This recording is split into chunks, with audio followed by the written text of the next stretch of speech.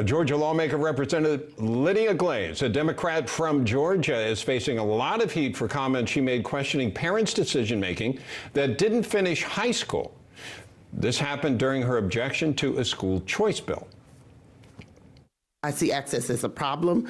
I see parents being able to direct their child's education, and they are already in the lower 25 percentile, meaning a lot of those parents did not finish high school and cannot direct could not finish their own education.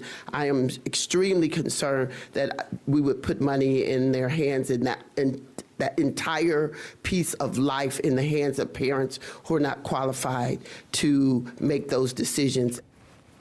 And here to discuss is our panel today, former Georgia representative and founder of Waking Up America, Vernon Jones, investigative fellow from Parents Defending Education, Alex Nestor, and Republican state representative from Georgia, Todd Jones. Love to get your take on this, Todd, because you are specifically one of the sponsors of the Georgia Promise Scholarship Act, the bill that Representative Glaze was objecting to. Your thoughts? Well, first of all, hello, Vernon. It's been too long. I hope you're well. But secondly, I think ultimately Representative Glaze makes the presumption that government knows better for their child when it comes to the education of their child. And all that comes through my mind is my grandfather, may he rest in peace, had an 8th grade education, raised 3 great kids, and basically went through 4 great grandkids. And we're so proud of him, and we believe that we should put choice into the parents' hands. They know what to do in terms of what's in the best interest of their child.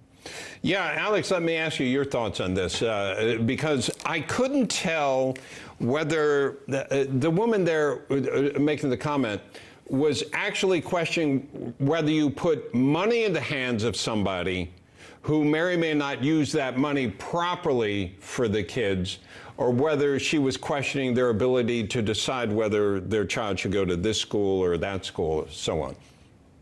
Well, it's a great question, and this really says everything that you need to know about the state of play in public education over the past few years.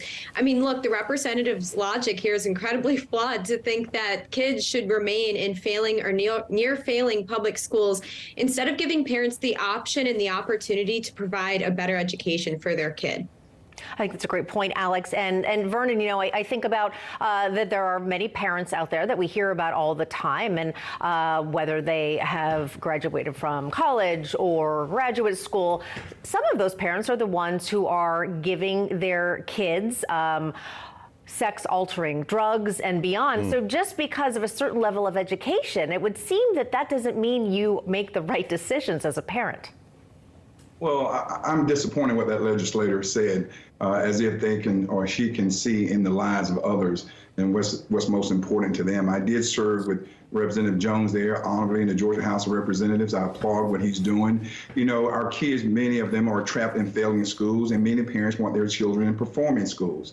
And giving the parents an option to have the money to follow a child, so that child is no longer trapped, again, in that failing school, that those resources can be used in an environment where that kid can get a better education. Let me be clear about one thing. My parents they didn't get past middle school.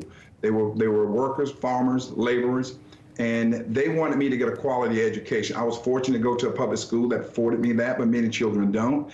And I hope that some of these resources go for homeschooling, because many parents are teaching their children at home. They're better performing than many of those are in public and in some private schools. So I would like to see expanded for homeschoolers, as long as it meets a certain criteria, or they meet a criteria, and those organizations, those private schools meet a certain educational criteria, that we know those monies are going and going to be used usefully. Yeah, Todd, what is it you would say to this woman that made these comments? Because it seems like if you need more information, you can either get it yourself, or maybe somebody can help provide it for you so that you can make a good decision. Look, the Promise Scholarship really targets the bottom 25% of Georgia schools. And the idea that we would want to say to a parent, look, your only choice is to remain in that failing school, as opposed to we're going to give you an opportunity based on your judgment about the best interests of your child in terms of giving them an alternative. And may that be private school, hybrid school, homeschool. Doesn't matter. We believe the parent will be able to put the child onto the right path. All right, Alex, we're just about out of time, but want to give you a chance to wrap us up here.